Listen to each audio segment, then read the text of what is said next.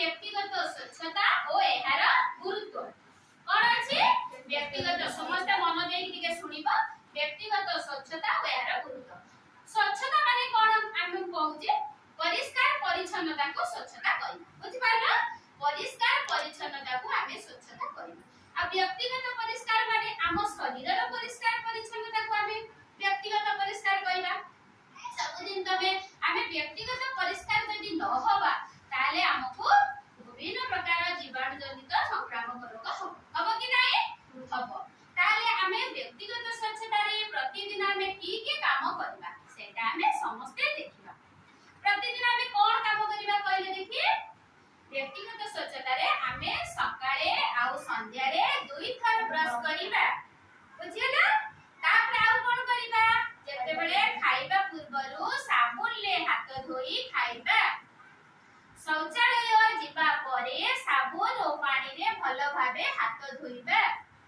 बुझियला आ कोन करबा को समस्त को व्यक्तिगत स्वच्छता माने कोन नख को परिष्कार रखिबा नख को पाटरे कामुडीबानी कोन करबा ब्लेड रे बा नेल कटर रे काटिबा हला नख को केबे पाटी रे कामुडीबो नाही जागरा की नखर मळी कोन हबो पेट बुझिबो आ कोन करबो सबु बेले तम इनर को परिष्कार परिच्छन्न रखिबो कारण तमे जो गंजी चडी पिंदुच ताकू सबु बेले सफा करिकि सुकैबो खाली धोइकि सुकै दबनी कारण सेतिरे सबु मैला आ झाळ सबु लागिबो जोदर कि तमे आजि पिंदिलो पुणी रखि देई काली पिंदिबो तमको रोग होबो कि नाही सबु दिन ताकू परिष्कार करिकि खरारे सुकैबो पुणी आनिकि पिंदिबो बुझियला आ कोन करिबो व्यक्तिगत स्वच्छता रे को व्यक्तिगत स्वच्छता रे हमर मुंड हला आखि नख पाटी सब परिष्कार परिच्छन्न करिबा हला एटा हला व्यक्तिगत स्वच्छता एगुडा यदि न करिबा हमको रोग होबो कि नाही विभिन्न प्रकार रोग होबो हला संक्रामक जनित रोग होबो कारण माने यदि हमें परिष्कार परिच्छन्नता न होबा हम कोन होबो विभिन्न प्रकार स्किन डिजीज होबो कुंडे होबो हला बहुत प्रकार आ सब नाली नाली मिली मिला होया बाहर पड़िबो विभिन्न प्रकार रोग हबो ताले व्यक्तिगत स्वच्छता को हमें बेसी गुरुत्व दबा मुसिना परिष्कार परिच्छन्न रहिले मो परिवार परिष्कार परिच्छन्न रहइबो मो परिवार रहिले मो गां रहइबो मो गां रहिले मो देश रहइबो आगे परिष्कार परिच्छन्नता वा स्वच्छता ऊपर बेसी गुरुत्व दबा बुझि पारलो तापरे हमर जो संक्रामक जनित रोग हला कोन कोन हमें जानि गोटे हला वर्तमान गोटे संक्रामक रोग जनित हला कोन डेंगू डायरिया आउ मलेरिया हला डेंगू डायरिया मलेरिया हो मु वर्तमान कहबी मलेरिया मलेरिया केमिति हुए मानक द्वारा व्यक्ति थाए एहा को संक्रामक हला एहाला कोन माई एनोफिलिस मशा कामुडिले हमकु मलेरिया रोग हुए बा मलेरिया ज्वर हुए मलेरिया ज्वर जदि हला तुमको कोन जणा पड़िबो किछि जानिछ कि जदि तुम मलेरिया ज्वर जो हले हमको गोटे पर्टिकुलर टाइम रे एते कंप ज्वर आसीबो हला तुम देह हाथ थरिबो हला अंटा जो बिधा वाला हबो आ आंठु दर्द हबो गंठी जंत्रणा हबो हला जोरे ज्वर आसीबो आ बांती लागिबो भोक लागिबोनी हला ए हेले हमें जानिबा हमको मलेरिया टेंडेंसी अछि हमें संगे संगे जाई डॉक्टर को परामर्श करिबा आउ मलेरिया जेमिति तबु होइछि जदि तांकु न बेपिया पाई कोन करिवो डॉक्टर को परामर्श तो तमे नबो आ जागरा मशारी टांगी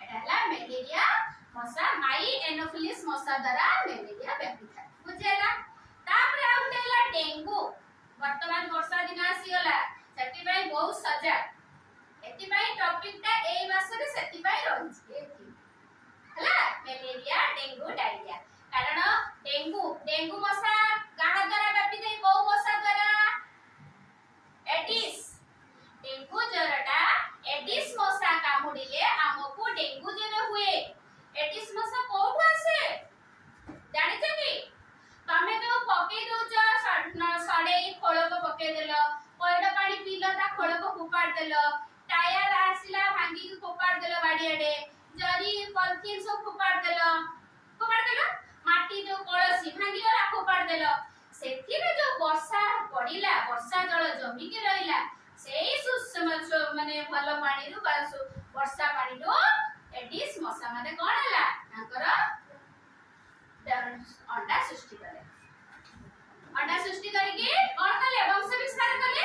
ସେଇ ମଶାଟା କଣ କରେ ଦିନରେ କାମୁଡେ। ଏଡିସ୍ ମଶା କେତେବେଳେ କାମୁଡେ ଦିନରେ କାମୁଡେ। ସେ ମଶା ଦେଖିବ କଳା ମଶା ତା ଉପର ବଡିରେ ଛିଟ ଛିଟ ଧଳା ଛିଟ ପଡିଥିବ ସେଇଟା ହେଲା ଏଡିସ୍ ମଶା। ଏଡିସ୍ ମଶା କାମୁଡିଲେ ଆମକୁ ଡେଙ୍ଗୁ ଜ୍ୱର ହୁଏ। ଏଇ ମଶା ଯଦି ତମକୁ ଡେଙ୍ଗୁ ଜ୍ୱର ହେଇଛି କି ନାହିଁ ତମେ କେମିତି ଜାଣିବ?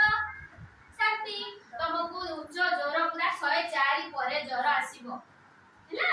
ଆଉ ଦେହ ହାତ ବିନ୍ଧାବଳା ହବ, ଆଣ୍ଠୁ ଦରଜ ହବ ହେଲା, ବାନ୍ତି ଲାଗିବ, ଆଉ ଆଖିର ପଛ ପାଖ ମାନେ ଯନ୍ତ୍ରଣା ଦବ, ଭୋକ ଲାଗିବନି ହେଲା। ଏସବୁ ସିମ୍ପଟମ୍ସ ଦେଖିଲେ ତମେ ଜାଣିବ ଡେଙ୍ଗୁ ଜ୍ୱର ହେଇଛି। ସାଙ୍ଗେ ସାଙ୍ଗେ ଡକ୍ଟରଙ୍କ ପରାମର୍ଶ ନେବ। ଡେଙ୍ଗୁ ନ ବ୍ୟାପିବା ପାଇଁ ଘରର ଚତୁଃପାର୍ଶ୍ୱକୁ ପରିଷ୍କାର କରିବ ହେଲା। ତାପରେ ଡେଙ୍ଗୁ ଜାଣିଲ ମାନେ ଏଡିସ୍ ମଶା କାମୁଡ଼ିଲେ ଡେଙ୍ଗୁ ଜ୍ୱର ହୁଏ। ତାପରେ ହେଲା ଡାଇରିଆ। ଡାଇରିଆ କଣ?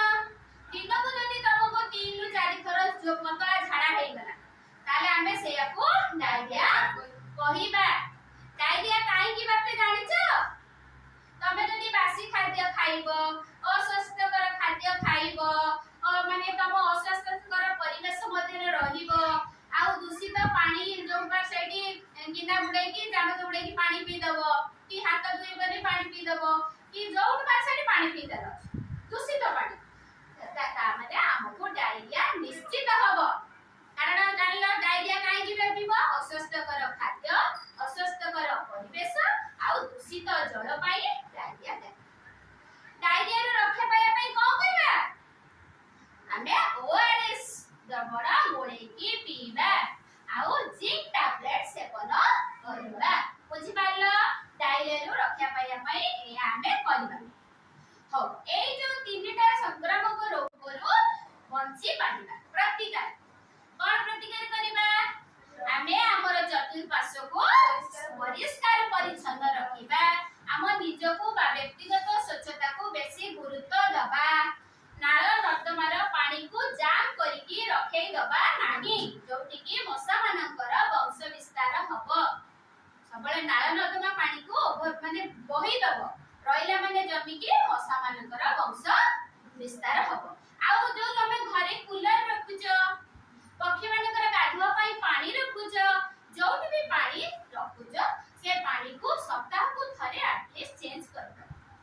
କାରଣ ପାଣି ଜମିକି ରହିଲେ ସେଠି ଏଡିସ୍ ମଶା ଜନ୍ମ ହବ ତମେ ଜାଣିଛ ହେଲା। ଆଉ କଣ କରିବ? ସବୁବେଳେ ପରିଷ୍କାର ପରିଚ୍ଛନ୍ନ ରହିବ। ବୁଝିଲା?